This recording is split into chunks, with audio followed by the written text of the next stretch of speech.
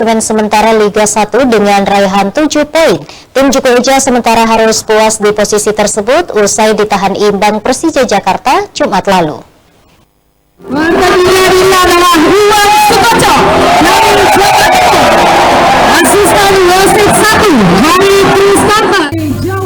Seluruh pertandingan pekan ketiga Liga 1 telah selesai digelar. Semua tim sudah berusaha maksimal untuk mendapatkan tempat terbaik di klasemen.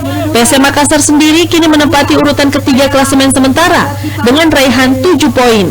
Pasukan Ramang telah mencatatkan 2 kali kemenangan dan sekali imbang. PSM pun harus puas di posisi tersebut untuk sementara waktu usai ditahan imbang Persija Jakarta Jumat lalu.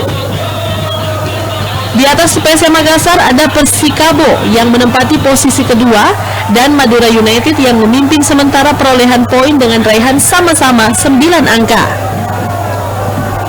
Di laga selanjutnya, PSM dijadwalkan akan menghadapi Rans Nusantara FC yang dijadwalkan berlangsung pada Senin pekan depan.